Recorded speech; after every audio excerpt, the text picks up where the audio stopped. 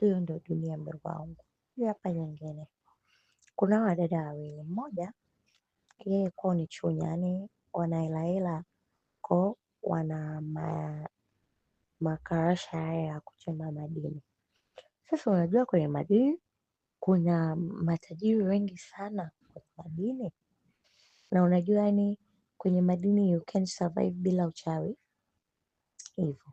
Kwa hiyo yani haijalishi ni uchawi au unaenda kwa waganga, yani unless yani I mean, ili mradi tu huo umefanyaje, umezindika, yani kwamba nobody to enter kwenye himaya yako.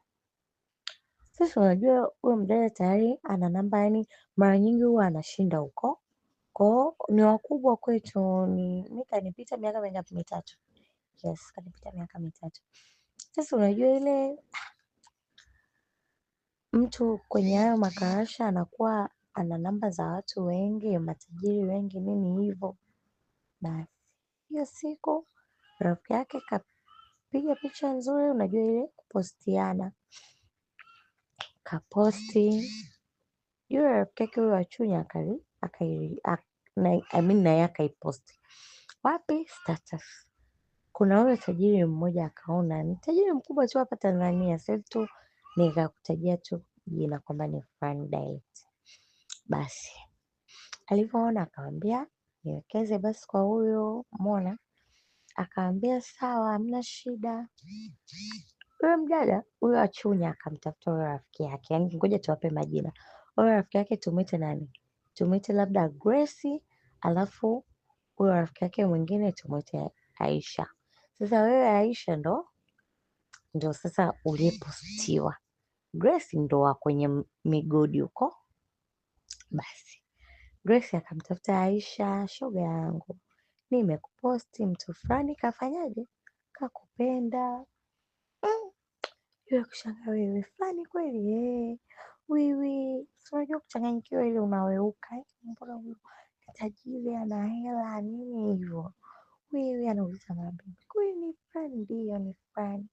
Hii jamani, mpe namba yangu. Akasema tayari nishampa, atakutafuta.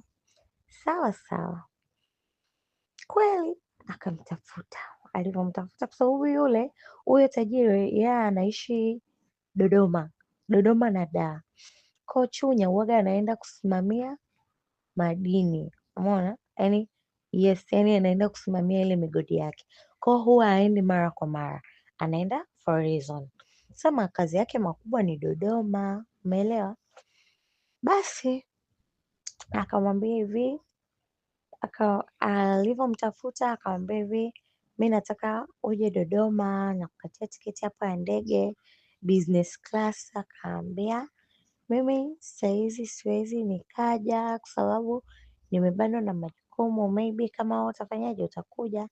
Akamwambia hivi, au unaniogopa? Akasema no, sikuogopi, ila tu yani nimebanwa sana na majukumu. Akaambia sasa, huyo dada kamaliza mwaka wa 3 mwaka jana. Akasema hivi, okay sawa, basi ni lini utakuwa free? Akamtaja, akaambia Jumatano nitakuwa free. Akaambia basi sawa, mimi Jumatano nitakutumia tiketi uje, kwa sababu mimi nimebanwa sana, kwa kuja huko siwezi, pia majukumu ya kikazi yamenibana. Aisha akakubali, akaambia sawa. Hapo ana update kila kitu nani, Grace, kwamba imetokea hivi na hivi. Grace na Yesu, unajua ile kwa hype, hajui tabia ya mtu. Shoga yangu huyo ana hela, nenda. Shoga yangu mpaka leo unatumia iPhone kweli 11? Nenda wewe, mtoto mzuri mrembo, sijui ni nini nini. Basi Aisha akaingia mkenge, shoga yangu ingia mkenge. Kafanyaje? Jumatano imefika kweli, kaenda huko. Alivyoenda wakakaa. Jumatano ndo ameenda, Alhamisi, Ijumaa, Jumamosi akamwambia hivi, nataka nikupeleke Arusha uende ukaspend. Basi wakatoka kweli na ndege mpaka Arusha, ameenda wamespend. Demni ana posti kichizi. Sasa Yaani the time ana record the videos, yule mbaba akarealize kwamba kamera yake hairekodi vizuri. Si unaelewa ile unataka kujisnap, unaona kamera yako ya mbele ni inatoa ukungu, so anageuza simu akaambia why are you doing this, akaambia kamera yangu ya mbele ni mbovu, mona. Akaambia okay, simu gani unapenda kutumia? Akaambia mimi yoyote tu. Akaambia yoyote, akaambia sawa. Akampigia mtu hapo hapo Arusha, remind you, hapo Arusha bado. Akampigia mtu Arusha hapa sehemu gani wanauza simu original iPhones? Akaambia, akamtajia, alivyomtajia akaambia mwambie aniletee simu. Akamwambia simu gani? Yule mbaba si anataka kumfanyia surprise Aisha, akaambia ngoja na kutumia hapo meseji ni simu gani. Basi mawazo ya Aisha akaa kwenye iPhone 13, 14. Basi bwana inakuja kuletwa iPhone 17 Pro Max, kaletewa, akaambia this for you. Kaambia jamani, asante, sijui ni nini hivyo. Jumapili wakarudi Dodoma. Kurudi Dodoma, Jumatatu yule demu akarudi Dar es Salaam salmini, akawa na tendency ya kutumiwa pesa nini hivyo.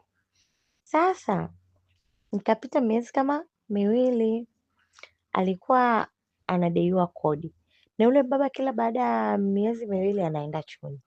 Alikuwa anadaiwa kodi huyo mdada, huyo Aisha. Sasa akamwambia yule mbaba, nadaiwa kodi, lakini pia hii sehemu ninayokaa siipendi, yaani hapajanivutia. Akamwambia kwa ni sehemu ya aina gani? Akamwambia sehemu tu ni ya kawaida. Akamwambia ni nini na nini? Akamwambia tu master room. Akamwambia unaishije master room? Tafuta nyumba then utaniambia ni shilingi ngapi nikulipie. Akamwambia nitafute nyumba aina gani? Akaambia wewe tafuta nyumba hata ya kodi 500,000. Imagine. Akaambia kodi 500,000, kusema sawa. Yule mdada akatafuta nyumba, lakini akajiongeza. Alichokifanya akatafuta nyumba, anakaa Kigamboni, akatafuta nyumba yenye sebule na jiko na master room. Ikawa shilingi ngapi? Alipata kwa 280,000, alafu ilikuwa inalipwa miezi 6. Kwa hiyo akamwambia yule mbaba akiwa anaamini kwamba ni laki ngapi? 500,000. Kwa akamtumia hela ya miezi 6. Alivyomtumia shoga yangu akalipa kweli, akahamisha vitu vyake, akanunua na vitu vingine hivyo. Yule mbaba baada ya siku ngapi akamwambia hivi, naomba unisindikize Chunya kwenye migodi yangu. Akamwambia yule rafiki yake, akamwambia shoga yangu kasema nimsindikize Chunya, nenda tena huko, unaweza ukarudi hata na almasi shoga yangu, tukatengeneza hata vitu vya dhahabu. Maana wale pale ndo anaongoza, yani kwenye ile migodi yeye ndo ana migodi mikubwa. Akaambia sawa. Kwenda Chunya ilikuwa ni makosa. Siku ya kwanza wamekaa, yule mbaba akamwambia tutoke nje tutazame nyota, umeona. Wakatoka wakaenda kutazama nyota pale. Anasema zinapita nyoka, anamwambia usiogope, hawa ni walinzi. Ambia ni walinzi kivipi? Akasema yani kwenye huku, yani kila mtu lazima alinde madude yake. Yani huyo mbaba ana nyumba huko kwenye migodi, nyumba nzuri tu. Ambia kwa hiyo hawa ni walinzi, kila mtu ana walinzi wake. Kwa hiyo hawa walinzi wanapita wanalinda kila karasha, sijui ni makarasha wanayaita, kila karasha wanalinda, kwa sababu kuna watu wana tabia ya kuja kuiba madini usiku. Kwao usiogope, sio jambo la kawaida ujue kutokuogopa. Kwa hiyo mdada akawa tu anaogopa. Kesho yake anamwambia hivi, kaja na kisu, vile visu vidogo vya operation. Akamwambia hivi, samahani, naweza nikakata kiganja chako kidogo? Unakata kwa ajili ya nini? Akaanza kumfokea, wewe umekula hela zangu, saizi wewe damu yako kidogo tu unaninyima damu yako kidogo tu, sijui ni nini, nimesema nipe damu yako. Akaambia mimi nawezaje kukupa damu yangu na wewe una matumizi gani na damu yangu? Unanishangaza yani kwa nini nikupe mimi damu yangu? Yaani nakwambia damu yako utanipa. Akaita walinzi wakaja wakamshika yule dada. Kumshika wakamchanja. Walivyomchanja wakachukua damu. Kuchukua hiyo damu sijui wakaenda nayo wapi shogangu. Yule uzuri sasa yule mdada alikuwa na akili sana. Hela alizokuwa anapewa na yule baba, maana alikuwa anapewa hela nyingi. Anasema hivi, yani sometimes nakaa kwenye ile do you remember that challenge Papa with fund, send some fund. Alikuwa anatumiwa alimtumia akamtumia 5,000,000. Hiyo Papa with fund hapa akamwambia go and do shopping. Imagine. Kwa hiyo zile pesa alikuwa ana save. Yule alivyorudi ilikuwa uzuri, ilikuwa ni asubuhi, alivyoenda kumwomba damu ilikuwa usiku. Walivyoenda sijui hiyo damu walitaka kutumia sijui kwenye makafara yao, ni damu tu kidogo, yani sio nyingi, sio walitaka kutumia kwenye makafara yao, ikashindikana. Sijui akarudi amefura, kakasirika, sitaki kuona, ondoka, mwanga mkubwa wewe, sijui nini. Aisha anashangaa yani what's happened? Nini imekuwaje? Watu wamenifosi, wamechukua damu yangu kwa kufosi, afu tena wanakuja wananifokea. Ndo walivyomfukuza pale, yule Aisha akaondoka.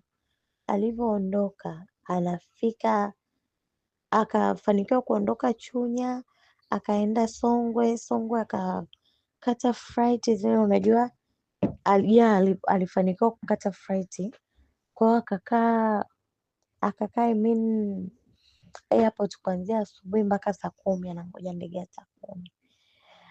Akasubiri akarudi Dar. Kurudi Dar saa elewi, yani anatamani ampigie yule mbaba, anampigia kila sehemu, kamblock mpaka Instagram, kamblock kila sehemu. Nasema jamani, yani naona kama nina Mungu.